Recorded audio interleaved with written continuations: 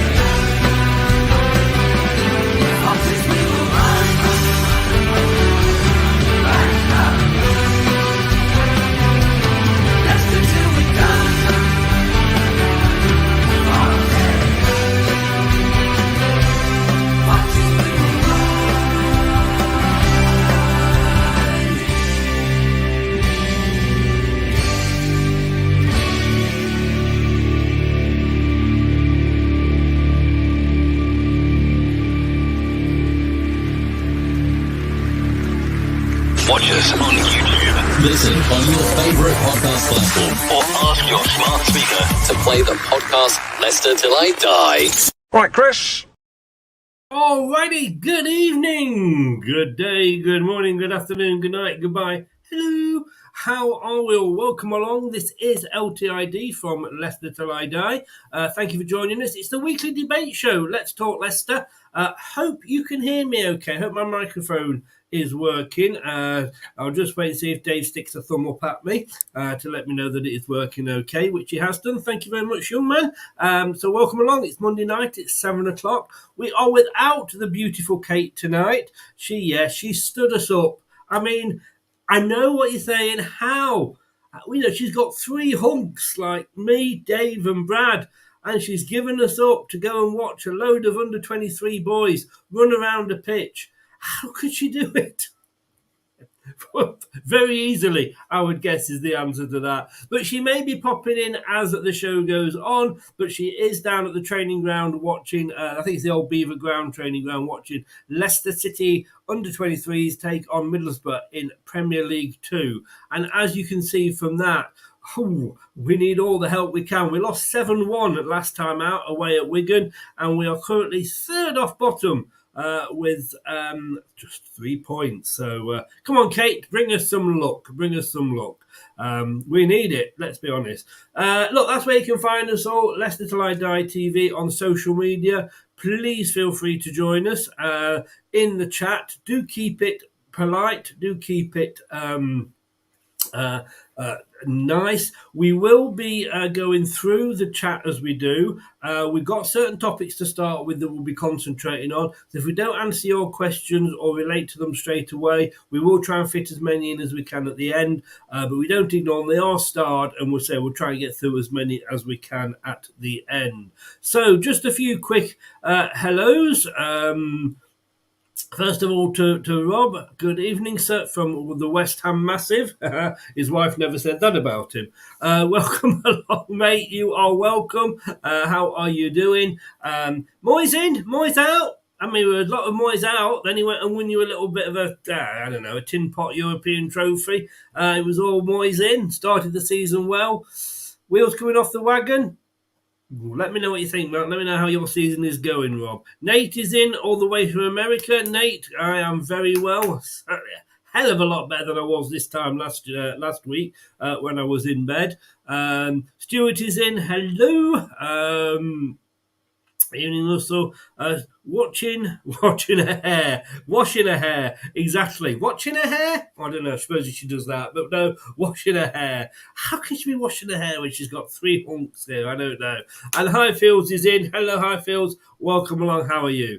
Let me get my guests in and then we can start the chat. Look, if you ever wonder what it's like to be famous, this man, he has had a song written about him. Yes, he has. I mean, it may be by the Proclaimers, it may be in Scottish, and we don't understand a word it's saying, but he did walk 5,000 miles. So I'm sure it felt like it a couple of Sundays ago. Dave, hello, sir. How the devil are you? Hello. I thought you were talking about Brad when you said famous. Sorry about that. Miles away. Yeah, I'm good, mate. Thank you. Good to have you back. Thank you so very much. It's good to be back. I tell you what, mate, I think I walked 2 and I was absolutely knackered. How the hell you did 26.2? I don't know. It's dead easy, isn't it?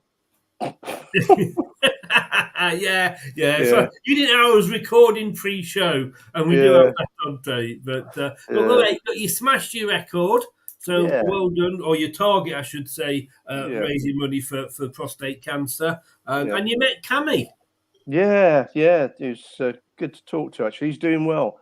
You know, he's not been well. Yes. Well, he's had a reversing operation, if you like. And his brain is regenerating, and it's quite amazing. There's some incredible things going on that he told us that aren't public yet about things like Alzheimer's. So, you know, it's just early days, but stuff is happening, which is great news. Yeah. He was really chirpy and good to be with. Well, as was Jeff. On his good days, he was struggling a bit at one stage as well.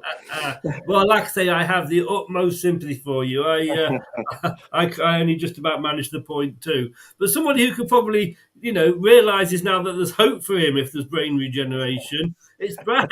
Good evening. How are you? I'm good, thanks. I mean, I was quite happy to hear this brain regeneration, but then I realised it's going to cost money, so I don't have the funds for it. We'll start to just collect whatever page for you. Oh, cheers! I appreciate your generosity already. I'll put a penny in. You know me. Nothing if not generous. Enjoying the winning start to the season. Yeah, it's a very good start to the season. Probably better, well, certainly better than what I expected when I looked at the fixtures before a ball was kicked. I think everything, has been really well. The players were brought in, the manager's philosophy, just the attitude around the ground, the general atmosphere just feels a lot better in general. So long may it continue. Yeah, I mean, when you come to think, Dave, let me take you back. If only I was a DJ and I had some suitable music handy. But let me take you back 12 months. I mean, what a different feeling. Yeah, I mean, the first 3 games, deep down, I think I thought it was all over. I never admitted that till about the last 5, but watching those home performances, was it Brentford and Southampton? You thought we'd given up then. Yeah. Really did. And now, what's he done? He switched, 6 different players this week again? He did made 5 changes. And we're going to have to get used to that, aren't we? Well, I think it's brilliant because when we need to, it won't be a problem. If you think back last year, when players got injured, and even the year before, people like Johnny Evans going, you suddenly think, well, who the hell can we play there now? Daniel Amati. Oh, cool. We knew. Hang on, that is 9 minutes 8 seconds in. He's got it. I mean, we know he had a certain Turkish Champions League quarter-finalist team that he's playing for now. That you and me would have picked, but he wouldn't. But there it is. It is a different feeling altogether. I want to start and.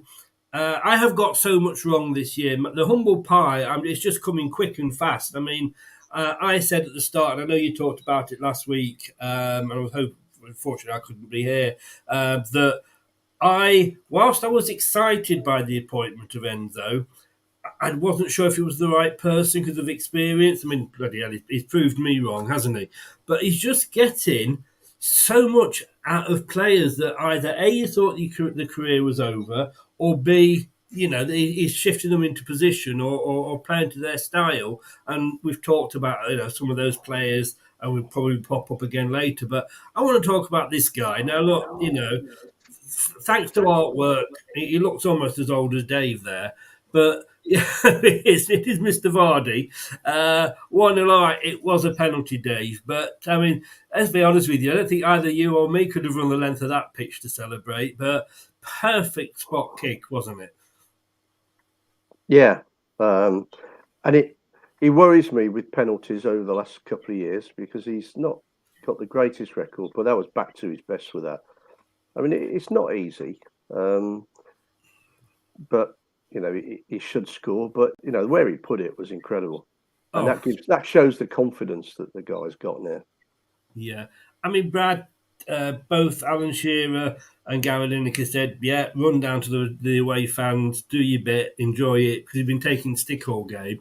I mean, jokingly, I've aged in there, but we joked about it, didn't we? That he could still be playing longer than Stanley Matthews. I mean, we both said this will probably be his last season for us. Will it?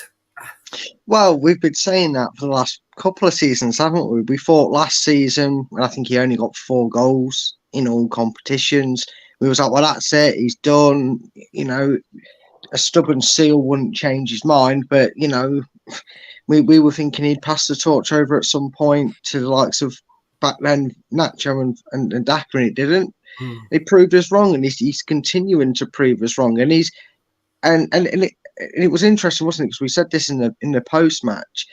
Just when you think, and we know Vardy's not all about his goals. It's very undermining to just say, "Oh, he just scores your goals, and that's all he's good for."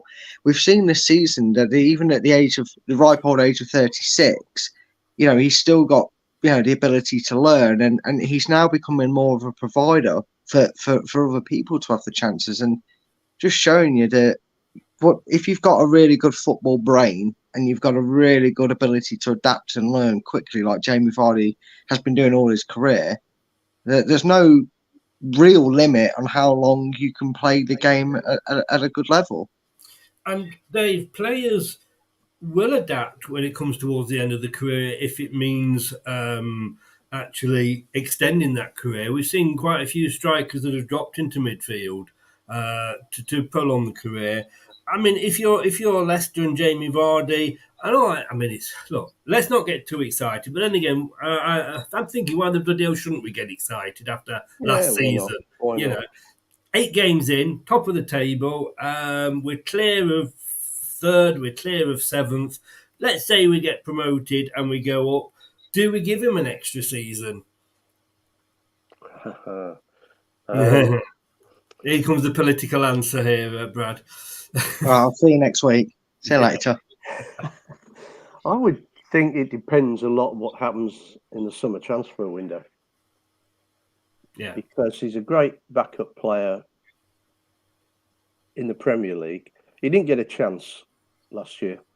He didn't really get the chance he should have. And he lost interest in it. Well, he didn't because he's Leicester, but it must have been really sickening for him. Especially when he saw how we were doing. Yeah. So you never know with him, do you? You just don't know. I mean, you should say, no, he won't be able to make it in the Premier League again. But who knows? I mean, I can't remember, how old was Kevin Phillips when he played for us in that promotion season? I think he turned 40 during it. I actually think he hit 40 because if he came out, he's still our oldest goal scorer, isn't he? When he scored against, was it Bournemouth? Was it Bournemouth he scored? I was so there. I think he was, I think he was 39 and very close to 40 then, and so he must have been 40 and retired. And of course, to add to that, Teddy Sheringham was 40 and not out when he was playing for West Ham in the Premier League. So it's an important role he can hold in that dressing room. And I different players, though, aren't they? I mean, Vardy's strength is running. It is going on the through balls. Although he is playing some great stuff in midfield. I always thought it was harder to play in midfield than up front. But Rooney did it, didn't he? He dropped down from striker to false 9. So there's good examples out there that players can still do it. Brad, can't he? I mean, he is starting to do that now because they were saying, before it would be indeed getting the ball for Vardy to run on to. Now it's almost vice versa, that Vardy's getting the ball. And again, all right, he's 36, so he's maybe got a couple of seasons left in him. But again, even if you're a Premier League striker, 70 minutes, and you see him warming up and coming on, even if it's for the last 10 minutes, he just creates. Let's call it the Spider Kalich effect. Just seeing him coming on for those last 10 minutes, it could just put that fear in, couldn't it? Certainly did to me. Yeah. Well, I mean, yeah, it could. And the thing is, you've got to remember how important it is these sort of players that not just live long in the memory of the club, but in terms of, because he'll go down as a legend of the club by neutrals, let alone just Leicester fans. Yeah. But that impetus, isn't it? Tight game, 1-0, 1-0 down or 1-1, looking for a way to really G the crowd up at a home game. You look to your bench, you want to warm your number 9 up and tell him to get on, because even if he's lost that pace, that won't really break through defences. We're seeing something with Enzo clearly working on him to make him still a dangerous threat. And, like you said, with how he's swapped with Ndidi now, he's setting him up. I tell you what, Chris, is funny. I know we've said a few times, Ndidi's he's like a new signing. I remember Ndidi used to twinkle, Mr. Twinkle Toes in the box winning penalties this season, used to be Mr. Stumbly over and giving away penalties for the last 12 months. So it just shows with the right mentality and a new fresh heart on it, you can really get the best out of anyone. It's almost like Enzo said to him, keep out of your own bloody penalty box. Yeah, go and fall over in the right box, you might win or something. Dave, let me ask you this then, because, I mean, his celebration, it's okay to go and wind the opposing fans up, isn't it? That's what he does. That's what he's always done. Whether it's breaking corner flags or just doing the old chicken or, what was it? The eagle at Palace. I'm going to say, I don't remember him doing the chicken, but I remember him doing the eagle. Yeah, I don't know why I said chicken. That was McAteer's celebration. That was McAteer's celebration. We did a little chicken one. Yeah. I think he needs to work on that, McAteer. That's what Vardy does, isn't it? And that's why we love him. Yeah. Right then, Dave. Let me ask you this question then, because they did say on the commentary at the weekend, start building the statue for him. We know we're not particularly good at building statues at Leicester. I mean, yes, we've got one to the late great Cute Coon top, but I still riles me that Stoke have got a statue to Gordon Banks and we haven't, and yet he was with us when he won the World Cup. Who gets a statue, Vardy or Ranieri? Oh, Vardy, I think, without doubt. Really? Yeah, I think so. I mean, everybody says it was Pearson's team that won the league.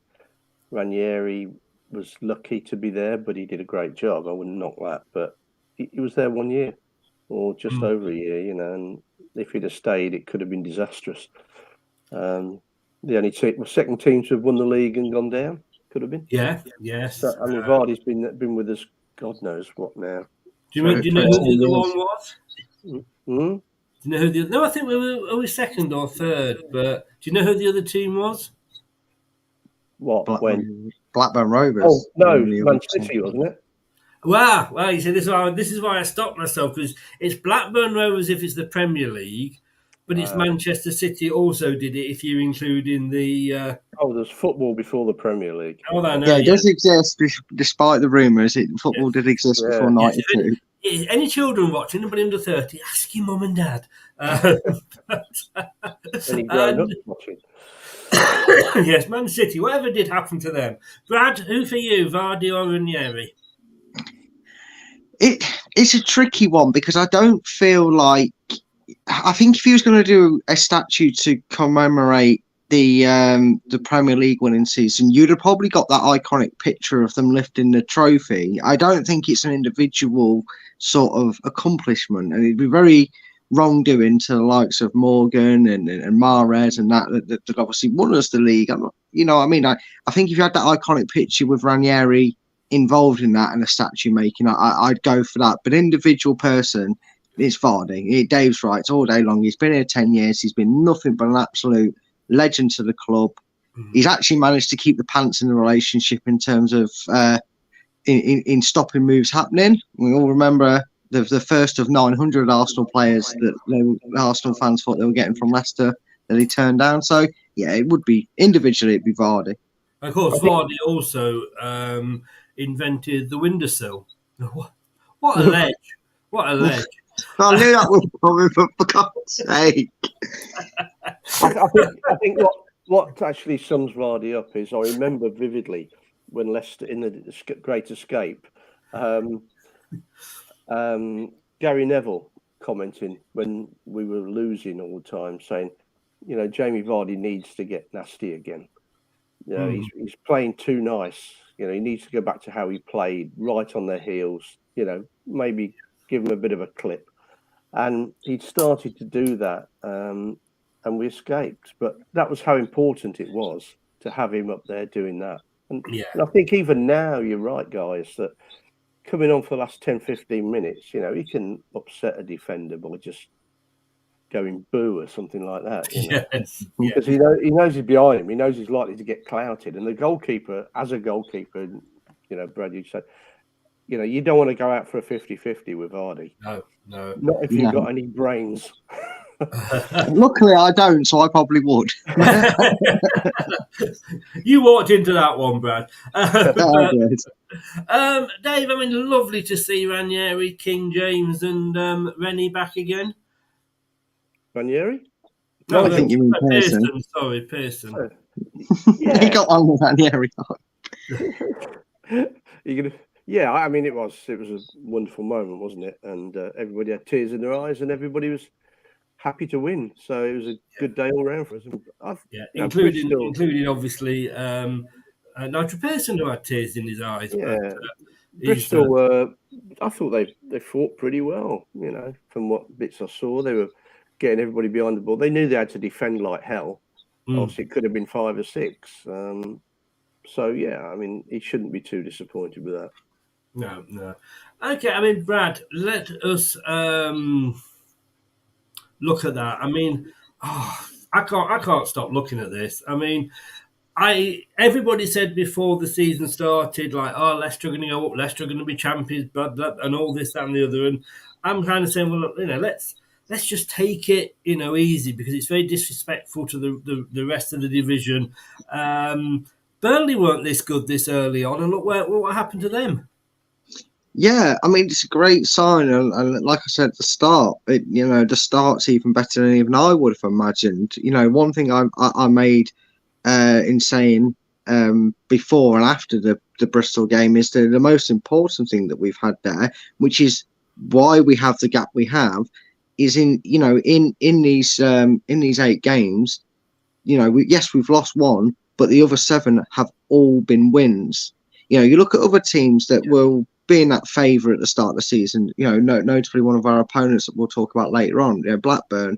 You know, you look at Southampton's horrid form that is very cursed at the moment. Leeds start to the season.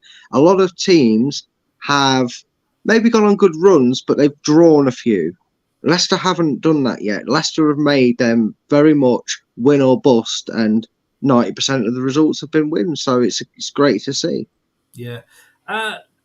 Dave, I mean, I shouldn't say this, but story of my life, peaked too soon? No, I don't think so. I think Enzo will make sure that doesn't happen. I don't think he'll allow the players to get complacent. And that's something that, you know, I mean, Faze, I thought, is a complacent player anyway. And he was out of the team for the game. Played okay, I think, on Saturday from what I saw. Little bits I saw. But, you know, you just need to be reminded every now and again that until you finish the season, you're not promoted. And I think that will happen. It'll be like Pearson, really, in a different type of way.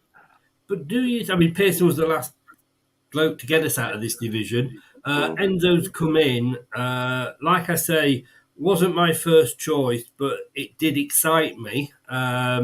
Actually, the aforementioned Blackburn manager and the Ipswich Town manager is not doing so bad himself, to be honest with you there, is he? But, you know, I didn't think Enzo, whilst it excited me, I did wonder if he'd got the experience of this sort of league. Do you think, though, Dave, that when we look at Burnley, I mean, all right, they took them a little bit longer to sort of get going last season, but when they did, it was a stroll in the park for them. Struggling now, they've gone up. You know, Brad said the other day the three teams that have gone up are the three that look like at the moment they're in the bottom three. Sure, it won't end like that, but Blackburn can't buy a win at the moment. No, I mean, but they'll all come down, I think, which is a shame because I felt it was getting closer. I felt that the bottom 10 in the Premier League was getting closer to the Championship top 10. And I think you look at some of the teams in the Championship, then, you could probably argue that a lot of them could do well. I just think Luton haven't really got the resources. Burnley, similar club maybe to Luton, but a little bit bigger. And Sheffield United, well, I think they've probably got 11 injuries, or they certainly did have for this weekend. So they're almost playing half their second team. Now, that's not helping them. Sheffield United, maybe, if they get all the people fit, might have half a chance with their home games. But I can't see the other two. It's a shame. I'd love to see them stay up, but I can't see it. Brad, 8-0, it was a bit close, wasn't it? Yeah, it was, and it's a bit strange that if you look back over the recent history in Premier League football, these 7, 8, 9-0s are being a bit frequently happening at least once a season. This is the problem, though, and this is something that with all the investment and the big money that's going on in the Premier League, it's making it difficult. I mean, these clubs over the recent years that have been in the Premier League, Luton, Huddersfield, Sheffield United, it's not so much. I don't think it's so much the bridge in talent that's at some of these clubs, because I agree with Dave. I feel that on their day, Burnley, Sheffield United, fully fit, can hold their own against the teams they need to try and stay up in the division. I think the biggest flux is, and people might snigger at what I'm about to say here, but if you really think about it, it doesn't lay a patch on it. Yes, they'll get TV revenue from the playoffs and the packet. They just don't have the financial capabilities to do it. These squads come up after spending years, barely spending 10 million on a season because they can't generate the revenue. And then when they get a massive surge, look at Luton this season.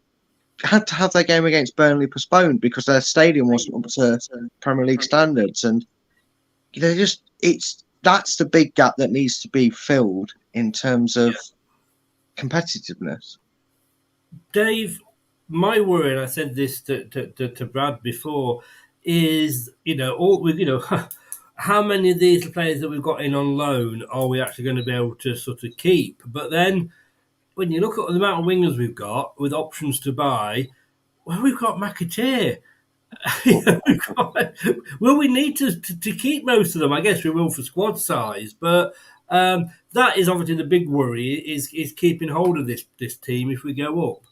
But we'll strengthen it, won't we, if we go up? Because we've got a manager who knows players. He'll know Premier League standard players, and he'll strengthen it, whether the loan players stay or not. I mean, I would imagine Chelsea will have theirs. He could do with them, couldn't he? But sorry, Chelsea boys. But yeah, I think we'll just strengthen if we go up. Better this time. We'll do it better. We'll do it early. Yeah, I mean, this is the first early transfer window we've had that I can remember for a long time, and it's worked. I mean, I am actually going to wait until the international break, Dave. But I was going to do a follow-up to the, how bad was Top last season in handling things, to completely turn it around and say, well, all right, yes, as bad as he was last season, my God, Dave, hasn't he made up for it this season? Definitely, yeah. All right, and you don't know the truth, do you? Last season, we all said it was Top, and not telling Bell End the problem, but you do wonder, don't you? Yeah. I mean, certainly the players he bought, you have to wonder about. Although saying that, Vestergaard's turned out all right, hasn't he? Excuse me there. He has. And my excuse me, we cannot say that name without just playing his music, really.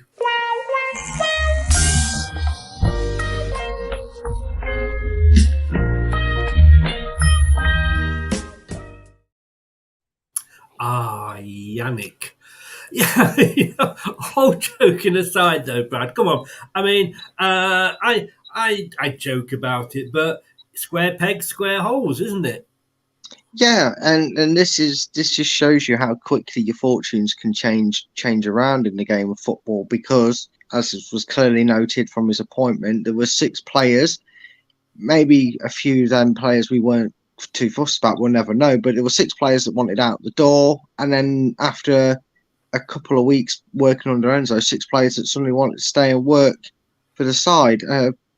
I mean, there's a few notable players with contracts that will run out at the end of the season, and you'd like to think that if things keep going well, they'll see no reason than to secure themselves a contract with Leicester to extend their stay. But yeah, it's just good, and we've said this before during our history. We both have said that. We said this even before LTID TV was a thing, that sometimes in a weird sort of way, relegation can be the best. We're like the Premier League. There was no football before us.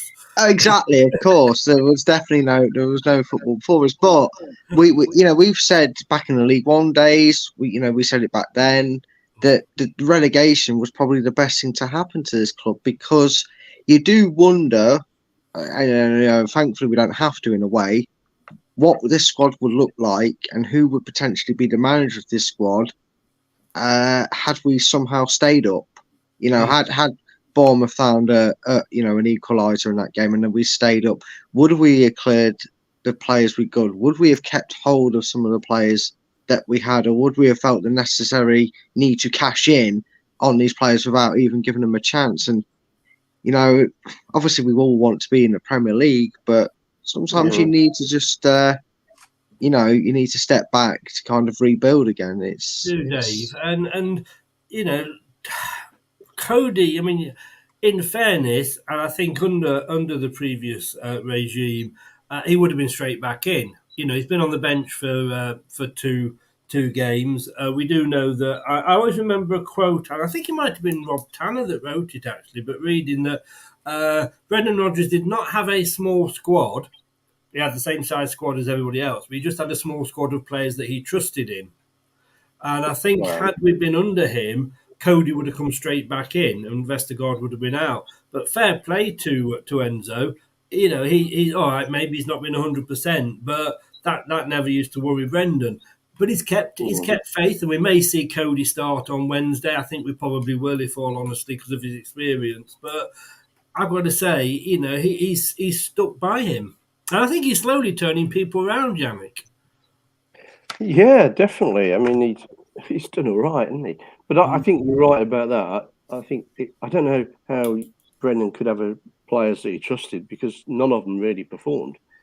So if they're not performing, then surely you change it. Well, yes, you would. But I mean, let me ask you this then, Dave. Had he stayed and Enzo had been the manager, could Enzo have turned a Marty around in your eyes? Nobody could do that. not at centre half, anyway. Yeah, midfield. Yeah, I mean, going forward at midfield, I think maybe, but not centre half. You're not going to change. You're not going to. Honestly, Dave, you need to do this. Let it go, let it go. I used to sit there and see the ball going to him in the back four and just shudder. Trust me. And I say, hold on to your hatred. It is strong. It works, because my hatred with Perez, seeing him go, we got our wishes, Dave. Yeah. Do never let that hate go. Sorry. I mean, I've said we are in the middle. I mean, we played Southampton, who were joint top favourites to us to go up. We beat them. We beat Norwich, one of the pre-season favourites to be at least in the playoffs. We put them to the sword. All right, both of them are in a bit of a sticky patch. We've got Blackburn coming up, who are just sat outside the playoffs.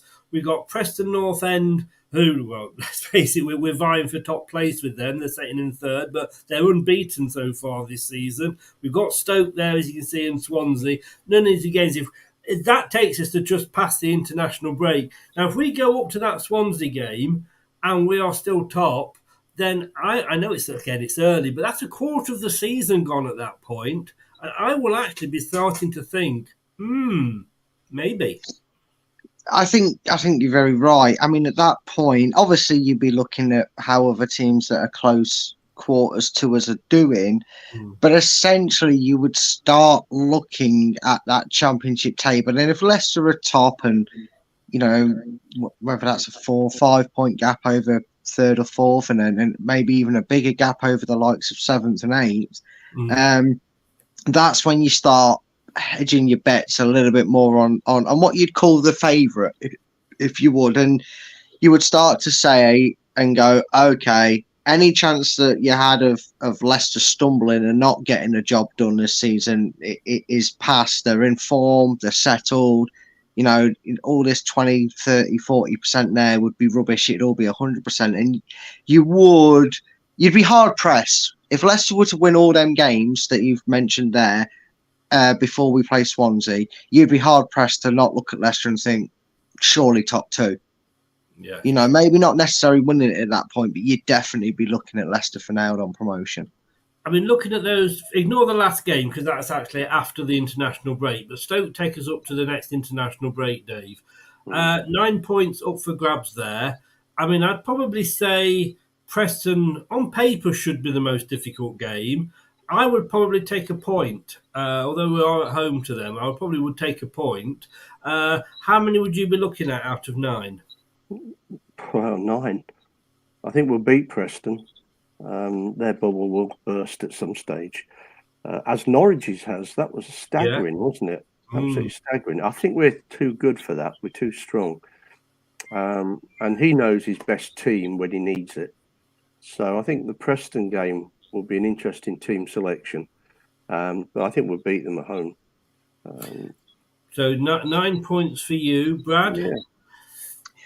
Before we played Southampton and Norwich, I would have said 6, 7, maybe, because Blackburn was that stigma team. But I'm with Dave. I don't see no reason why, the way he's handled teams of that calibre and quality already, that we can't go to Blackburn, pick up 3 points, can't beat Preston at home and do the same to Stoke. I'd be happy with 7 points. Don't get me wrong, but I still think there's no reason we can't come away with maximum points. Mind you, we had them in Europe last year, Brad. Yeah, but that didn't count in the FA Cup. That was a friendly. We don't talk about that. I meant last year we had Leicester in Europe. Well, yeah, but on the fantasy. All I'm saying is that took any notes from us. Well, I've given up taking notice of you about 3 years ago, and I've only known you 2. Good point. Okay, so yeah, I mean, for me, I would take 7. Definitely, I'd be happy with 7. I'm glad. I'm not glad we lost to Hull. Obviously, I don't want to lose, but I'm just glad that we got that albatross off our, from round our neck. And it's the first loss. We've done it. We've got it out the way. Dave, this is what, and I mean, David Nugent. He's another bit of a ledge himself. He knows where the net is, even if he's pinching his 1 goal for England off of somebody else's foot. But he was commentating at the weekend. You won't see Winks coming out of this team. He's pivotal. I couldn't say it before, and I can't say it now. Pivotal. I mean, what a buy! I mean, that guy should not be in this division, should he? Well, hopefully, he won't be next year. But the only worry is the number of bookings throughout the season, because we will lose him inevitably to that. How many times we lose him? Hopefully it won't make too much of a difference. But, I mean, the guy's, he's fast becoming a legend, and he's only been with us for 10 games. Yes. But we all said, didn't we, that he was the best buy.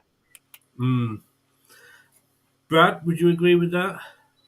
I mean, he's been an unsung hero, hasn't he, throughout the season? Very solid. I think he's been the most consistent in the team, and I think when it's come to us doing our ratings, which we do, he's been our most consistent rated player. I mean, 100% pass ratio against Norwich, Very good stats throughout for the Bristol City game. And again, it was a signing that at the start of the season, I said, had we signed him in the Premiership, I would have thought, okay, decent squad player, not too bad. But because we were in the Championship, I thought that was an absolute bargain of a price. And it came with the Maddison deal as well, on the back of that. So it's good. And we need that in the dressing room. I mean, kind of said that about Vardy being that, with his contract next year, keep him to be that dressing room leader, if nothing else. But him in the dressing room, the attitude and the way he handles himself on the pitch, off the pitch, in front of the media, he suggests that he's very good at what he does all round. And like Dave says, hopefully we don't have to worry about him not playing in the right division next season because we'll be there with him. So, fantastic player, great purchase. We are, Dave. Yeah, you're quite right. Looking at some of these matches, I was actually talking with my eldest son yesterday. I went round for the first. I watched my first Premier League game of the season, which was the North London derby. I haven't watched any Premier League football. I was watching it and I was like, "Oh my God, how bad is this refereeing?" I mean, everything was getting blown up, and. I know with the Norwich game, the referee did go a little bit card happy, towards sort of the last 20, 30 minutes. Clinton's came out and sponsored him.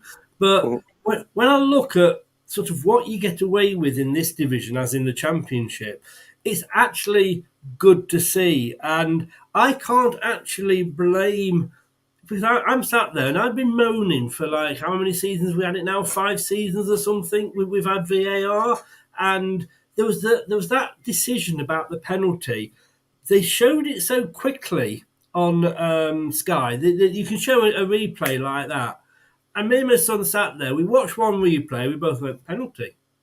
But it took VAR, and I don't want to get this into a VAR discussion, but it took VAR a good 4 minutes plus to work out that it was a penalty. How many things do you need to see it at? It hit his arm. His arm wasn't in a unique position. Penalty. The referees in this division make a snap decision like that. I don't care if they get the odd one wrong, if they get the odd booking wrong, because overall, I'd sooner it be like it is. Yeah, and that's what the argument's always been, hasn't it? I mean, there's so many bad decisions made. You're right. Balls hitting your knee and then hitting your hand it's just crazy. And well, you're right. We've discussed it before. We could do it all night. It's rubbish. And referees are getting it wrong because they're getting lazy, as referees' assistants are. They don't need to watch for offside anymore, And why do you have to wait till somebody gets injured on a one-on-one with a keeper till you put your flag up? Because they're scared of getting it wrong. It's just changed and ruined the game, unfortunately. And, I mean, it was great for the cup final that year, but... Oh, don't get it does have its plus. But Brad, I mean, McAteer the other week scored, looked over his shoulder, flag was down, celebrated. Now, I got confused about was he onside, wasn't he? But that's the actual rules. The rules of football at the moment are an ass. But isn't it, Brad, so much? I'm not getting annoyed at the referees if they do get a decision wrong. Yeah, it's very freshening to see, because somehow the sport that was the last to get it thinks it's the only one that's ever had technology and it's so difficult to use. I don't understand how it's almost like Brendan must have been in charge of hiring VAR because he signed it it was signed with a purpose to only be used for clear and obvious and never gets used for clear and obvious. It gets used for pedantic little things and it's just weird. And Dan, who's your adoptive son, Chris, as we know, he made the comparisons last season saying, he didn't, tongue in cheek, saying he didn't really want to go up because he didn't want to get bad refs again. They've already had a hound in so far. And I've kind of been saying the same thing, all joking aside, the Premiership's going to bring that back. And that's the one thing I'm really not looking forward to because it has been refreshing to just enjoy a goal and not sit there going, yeah, I know we've scored, but give it 4 minutes and it might get ruled out. You know, it's nice just to be able to enjoy a goal from that almost instant. You know, if a flag goes up, you can tell straight away by the crowd's reaction it's not going to count. All right, end of story, gone. We're not sitting there going, oh, it didn't count. Oh, no, it might do. Yay. Or, you know, it's such a farce. It's such a farce. So, yeah, it's been refreshing to not have so much to moan about. James just quickly says in, good evening, James. Welcome along. Hope you are well, sir. As a new football fan, I'd only experienced watching with VAR. This season, I'm seeing why everyone complains about it. It's so refreshing to be able to celebrate goals. But it is sort of I find myself when I'm doing the watch-alongs, and you're only going to watch me, and I'll go, oh my God, that was a foul. Oh, never mind, get on with the game. You know, and even after the Leicester player going down, and I'm thinking, like, why haven't you given that? You get that one 2 minutes ago. But then I'm having to sort of say to myself, calm down, accept it, because, you know, it balances out, literally, you know. But anyway. Brad knocked it on the head. When he said nailed it on the head, should say, when he said clear and obvious. And it's right. We never see that now, do we? I mean, that's a joke, isn't it? Well, it can't be clear and obvious if it takes 5 minutes to decide. No, exactly. They should have 30 seconds, a minute at the most, and that should be it. They can't tell, then go with. Or maybe a review system like they do in cricket, where you only get so many. You can check yourself if you think it's that obvious. Yeah. Imagine goalkeeper. Yeah. But now, Dave, you and me can go and make a brew if you want now, because I think this is where we get to Brad's part of the show. Let's bring the next point up. I actually had to rephrase this, knowing how toxic social media can be at times. Yes, I know you find that hard to believe, but it can be. It's not called X for no reason. That I actually put, are Leicester becoming ambulance chasers? And then I decided to go against that because of the lashback that I may get, because obviously some football fans don't always get the sarcasm. But Brad, there we go. Signed from the NHS. We signed this guy knowing he had an injury. And yet we still signed him, still paid £7 million for a player that's injured, and he's going to be out for possibly another 10 to 12 weeks. What the hell is going on? Why did he get... Why do we sign a player and we're paying wages now for another player who what's he look like? Have we actually signed this player? Have you seen him? Is he on the training videos at all? You know that years ago, Dave, you'll remember this in the Sun newspaper and the others as well. I used to say, if you see this man with the Sun hat on Brighton seafront, run up to him and tap him on the shoulder with a copy of the Sun and say, "I claim my £5." I feel like that with Tom Cannon. You are Tom Cannon, sir. And I claim my £5 off top. I mean, Brad, it is a joke in a way, isn't it? It is, because it doesn't really come with much understanding. Chris, get your book out. Yeah, Dave, go and get Iggle Piggle. Go and deal with Iggle Piggle. I'll take you on an expertise course. Come with me, children. The rest can stay in the back. No, I think the problem is injury problems from last season really kind of paint this picture even worse than what it is, because that was training that was causing injuries. This was something that... I can't remember the guy's name, but I watched a couple of podcasts, and I think it was on maybe Ben Foster's podcast or someone like that, where they actually explained a medical. And this is probably the primest example we can use with Tom Cannon, because it came to light that he came to us injured. You won't see him on the training ground videos because he's not training. He'll be in the physio rooms and doing his repairing. So yes, he does look like the person that you need to go out and find and actually assess him. But the reason we signed him, Chris, and people might be saying, well, how did we sign him then? Because he didn't pass a medical. Surely he would have failed if he was fit.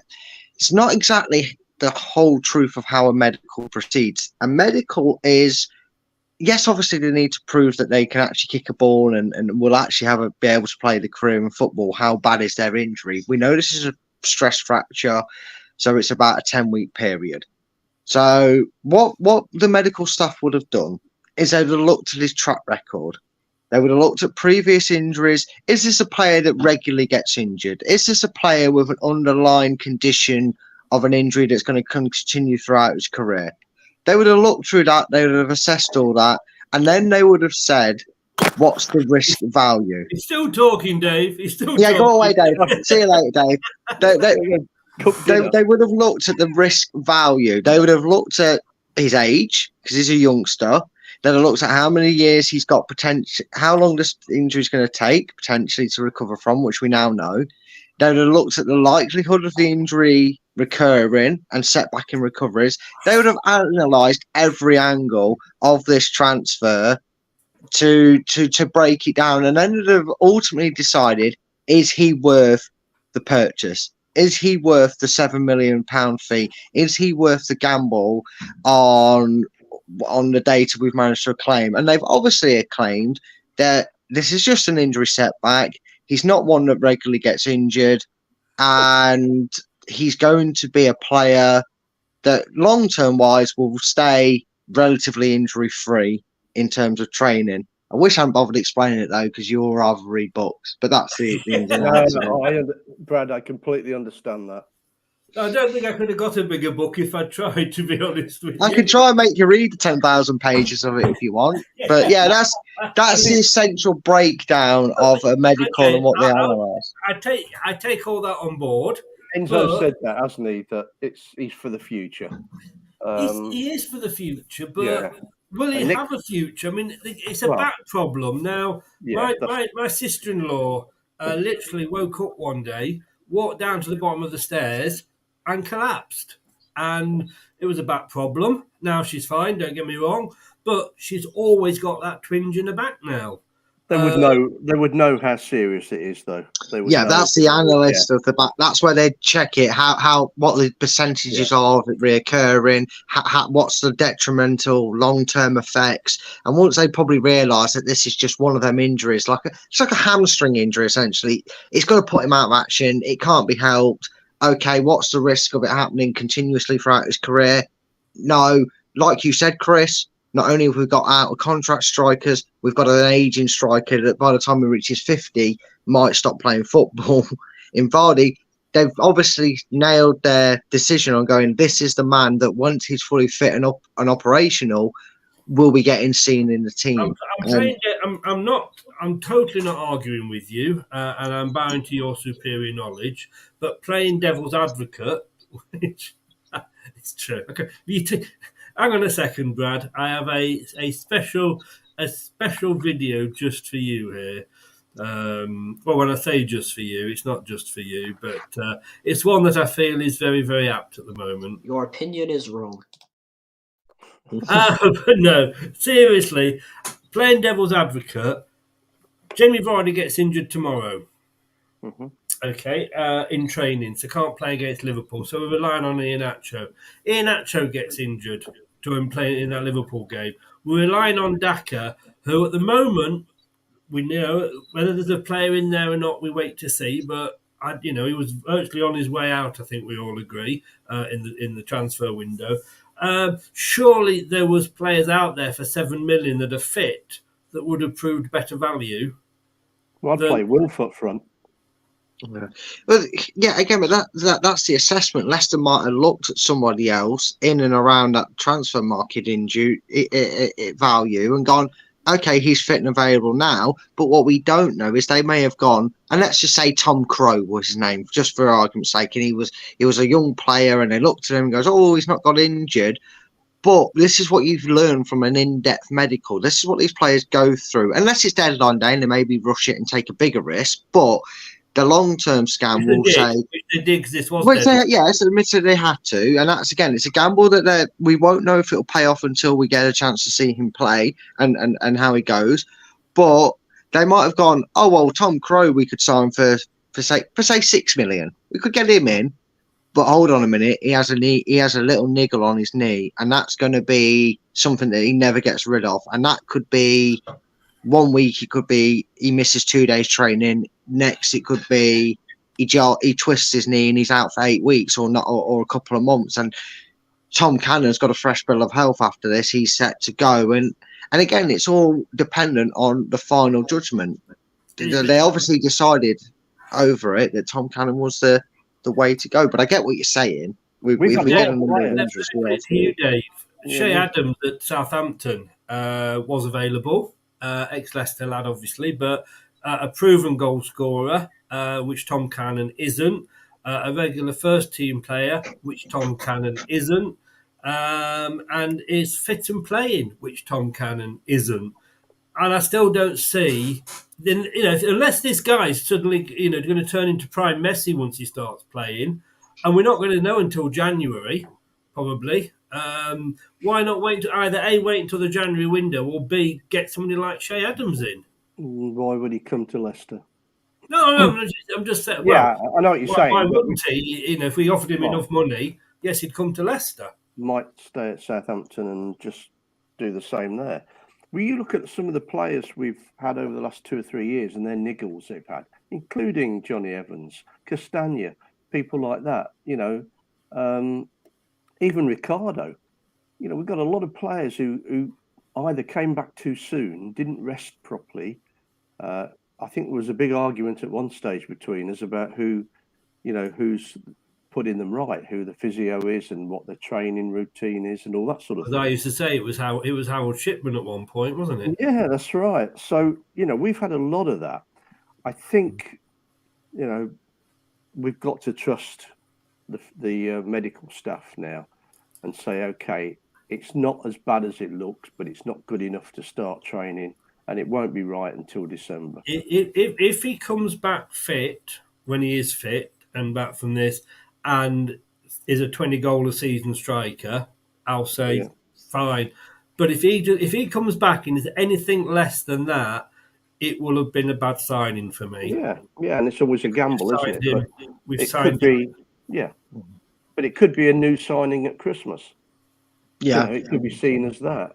Plus, how much have we spent? How much have we spent on his wages and interest on all the payments between now and Christmas? Well, yeah, but to be fair, bothered I can see him being the Liz Truss of Leicester City this season. That's all I'll say. I'll say. I will just say I'd rather him than Che Adams. I don't rate Che Adams. I don't get the hype around him. I don't know why we were linked to him. I'm using that as a. Yeah, I know you was just saying. He's the only one that sprung to mind. In fairness, I didn't think if I quoted Harry Kane that would have been fair. You could that may just a smidge, yeah. You could say George Hurst, couldn't you? He was on the books. Why didn't we keep him? Because he wasn't scoring for teams that were below. He wasn't. No, he was. I mean, he's okay. He's only scored 2 this year, but the side he's playing for doing okay. The side. Again, I think with George Hurst, well, obviously, again, Enzo, and in Enzo we trust, but it wasn't. I just think when those players, when that is it Ipswich is at now, isn't it? I believe. I think so. So I think he's actually, ironically, I think he scored the winner against the weekend. Yes, yeah. But when they signed him from us, they didn't sign a player that's out for 15 weeks. Or whatever. No, they didn't. But you think about the injuries, and okay. There's about 9 clubs or so, maybe 10, I don't know, in the championship who've got 4 or more injuries on a regular basis. I mean, we're lucky at the moment. We've just got the 2. In the Premier League, I think, as I say, Sheffield United had a whole side out. 3. Who's the third? Callum Doyle. Of course, yeah. Shit. Any news on that today? No. In fact, that's going to be the next point. It leads us very nicely onto that point. Because Dennis Pratt's got the same problem, apparently, as Tom Cannon has.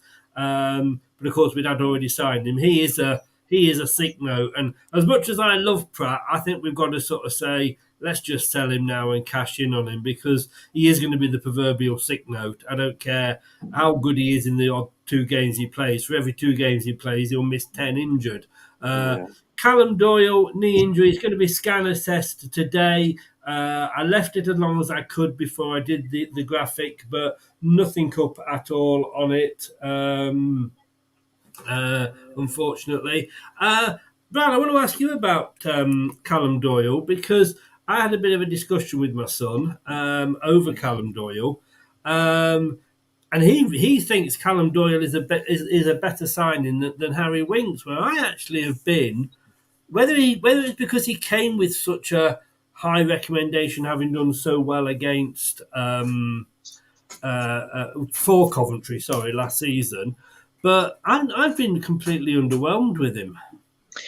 I wouldn't say I've been underwhelmed, because I think you have to also take into the fact that he's not started this season in his more natural and comfortable position. But I don't think for a second he's anywhere near in the talking point of Harry Winks for best player this season. I think he's done well. I think he's done good. But Chris, don't fall out your chair when I say this. But if you was to tell me right now between him and Vestergaard, who would lose their place in that centre back spot, without the fact that Doyle's obviously injured, for the return of Connor Cody, it would be Doyle I'd be looking to drop. I know, I can't believe I'm saying it, but the thing is, hang on. I have got just the right jingle for this one. I've got to find it, which is a pain because I've no idea. There we go. Boom! There we go. Brad disappeared. Brad's back again. Mic drop. What the hell did I? Hang on. 1 minute and 1 second and 17. Yeah, there we go. Right. Okay. Carry on, Brad. Sorry. Yeah, I just think I think first of all, Cody is that footballing brain and Premier League experience that you need. He'll be able to marshal the back line. He would allow, if Leicester were to maybe go into a 3, he would allow Justin to go forward. He'd allow, that he'd help that press in the midfield because Yannick would sit back, so he'd be able to go a bit more adventurous. If he's got Wout Faze as a partner and it's not Yannick, he'd be able to allow Faze to go and play centre back / centre forward, as we've seen a few times. And honestly, I think this is probably what this team continuously needs. I know it's unfortunate through an injury, but again, that competition in places. A few weeks after he said he's going to give JJ the chance to impress and get back in the squad because he sees him with a vital role, looks like now we're going to see that more now than ever with JJ being on the left back. I just don't see how you really take someone like Yannick out of that equation. So, yeah, I've not been enamoured with him. I know I swallowed a thesaurus today, but he's not disappointed me, to say the least. He's just not been nowhere near Winks. I don't know what. I think your son needs to. Check his room for drugs, Dad. That's what I would say, because he's talking about him in the same breath as Winks this season.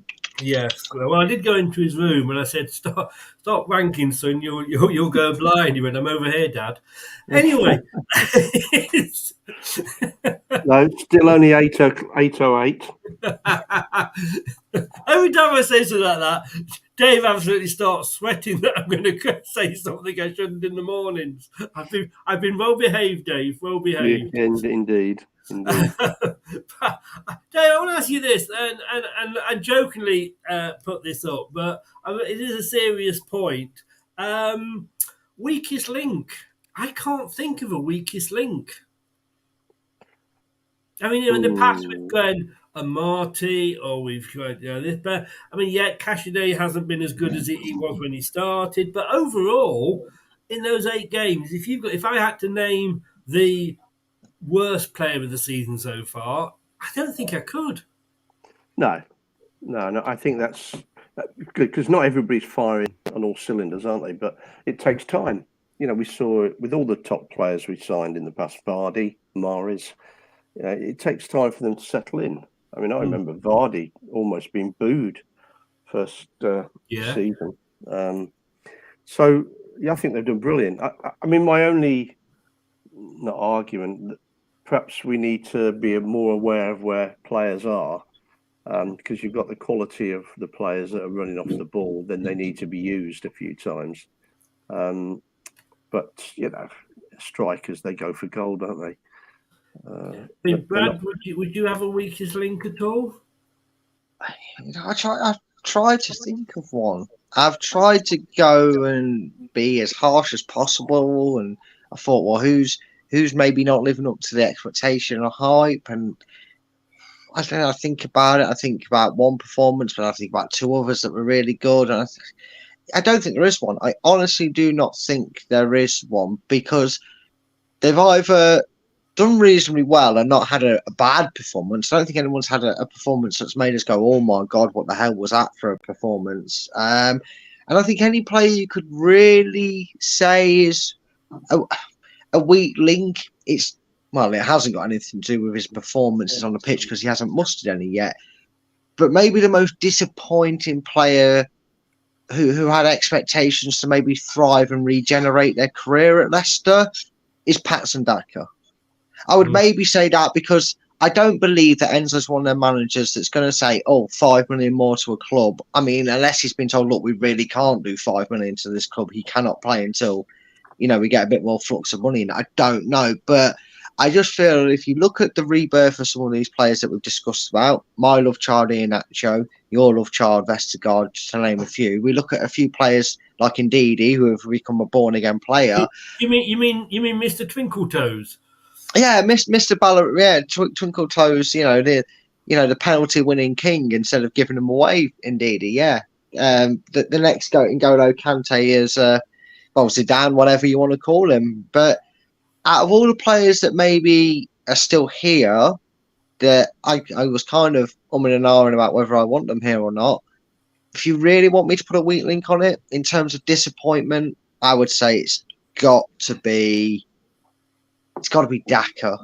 Because I wouldn't even say Cassidy because he's done so well on his substitute appearances that one bad start doesn't equate to being a weak link for me. It is a bit, Dave, isn't it, with Cassidy? A bit like Damari Gray.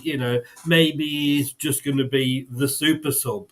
That when he comes on, he'll play well, but when we give him a start, he doesn't play well. Yeah, I think everybody's made mistakes, but they've also in the same game they've done brilliant.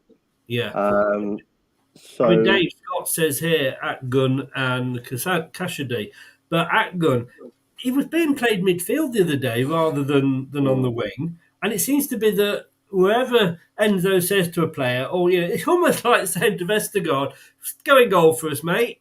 And go, "Yeah, boss, I'll do that," and he keeps a clean sheet. It just seems whatever they're asked to do for this guy, they do it.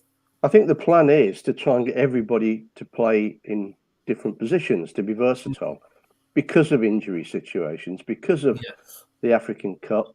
It's going to take a chunk out of our team. So he's got to have players who can adapt and fill in. Yes. And I think the problem with Daka is he can't, and the same went for Samare.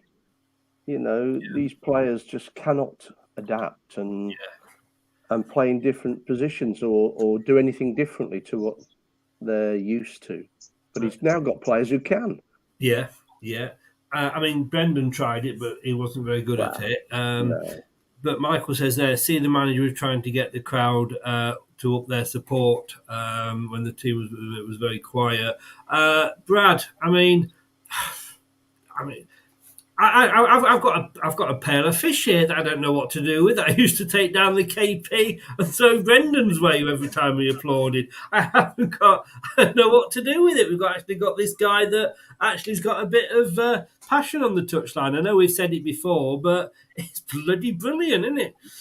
Yeah, it's nice to see it, and I think everybody benefits on it. It's not just Enzo either. It's the substitutes come off the bench celebrating, and the backroom staff get involved. It's actually something you're more familiar to seeing, or you used to, shall I say, see in like the Spanish leagues, didn't you? You see them really involved. The substitutes would be hugging and high fiving the players if they came over and celebrating, and it's just good to see because.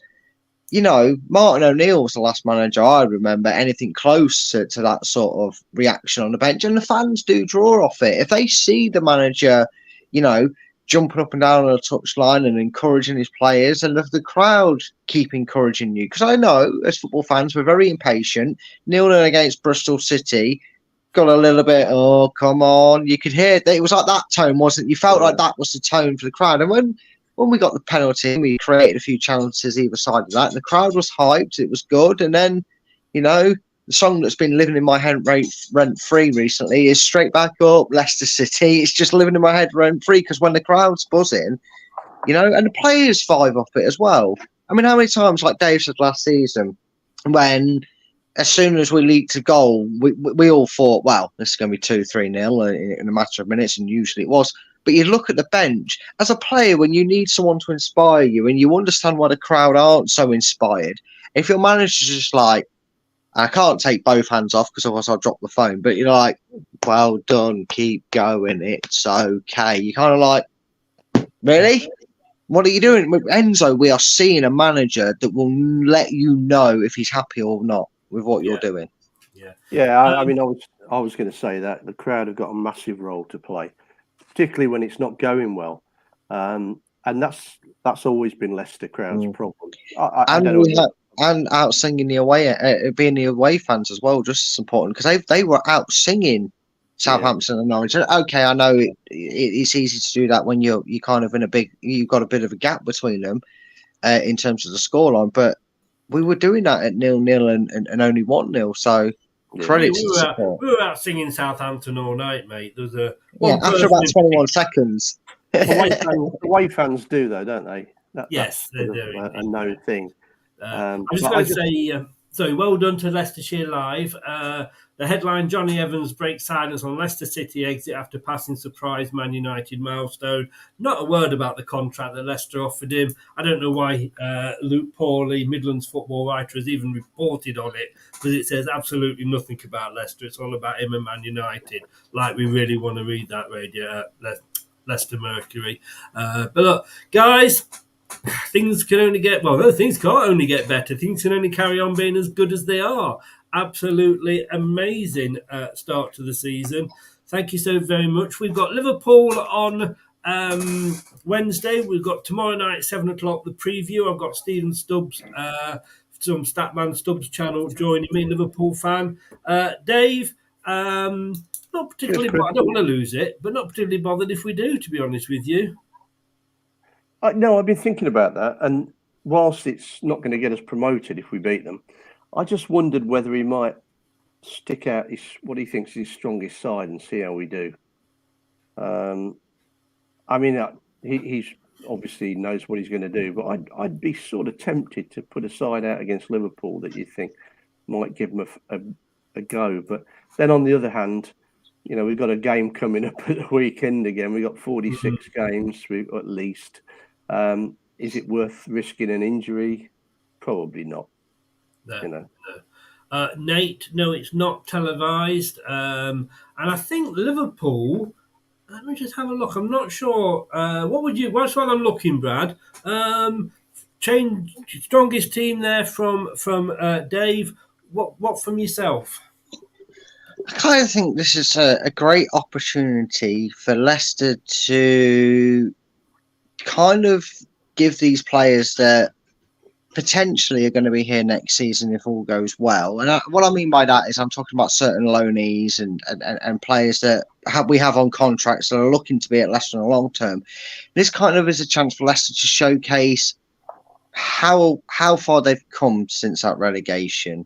How ready are we in this early stages for a return to the Premier League? Because you'd imagine Liverpool aren't exactly going to go gun-ho for it. Looking there, Brad, they've got Tottenham away this Saturday at 5:30, so they've got the evening game. We're not playing till the Sunday, obviously. And then next Thursday, they're playing Union Saint-Gilloise. I've done it. That'd be a tough one. Yeah, no, I thought they were fags, to be honest with you. Next Thursday. So they've got Champions League. No, it's not Champions League. It's Europa League. Europa League that they've got to worry about. And let's be honest with you, as we know, Brad, there's some things that can trip you up in the Europa League, isn't there? Yeah, there is. And again, this might be a case of, I don't think we'll see all of a sudden, 10 or 11, under 23s playing. I don't think we actually have that luxury, but Liverpool might.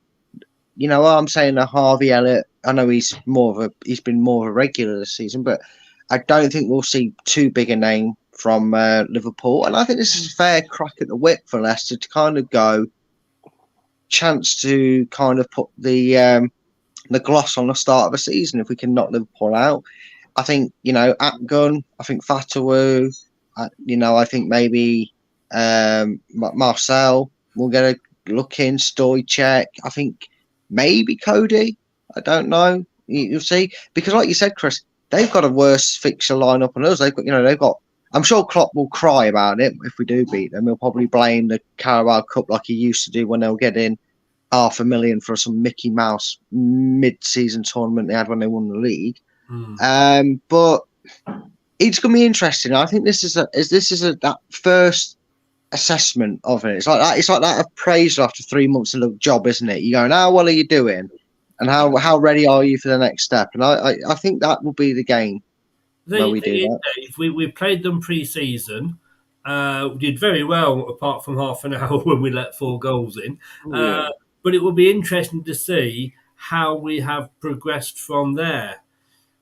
Yeah, I think so, because obviously new players have come in, so it makes a big difference. I think the guys would like to check it out against them and see what happens. And it's a nice place to play, isn't it? To be fair, there'll be a few Leicester fans up there. And I think for me though, Dave, if we do get knocked out, we can say, "Well, come on, it's Liverpool, and we were the relegated team, and we're still in transition." Blah blah blah. If we were to go to Newport and lose to Newport, it would be a completely different take on it, wouldn't it? Yeah, or many more places we've been to. Yeah, well, yes. No, I mean it wouldn't be one of them, Dave. Yeah, it wouldn't break our hearts, would it, if we lost? But let's give it a go. Why not? Yeah. A quick question here from Scott. I'll stick with you first, Dave, then I'll come to you, Brad. Daka to get a run out?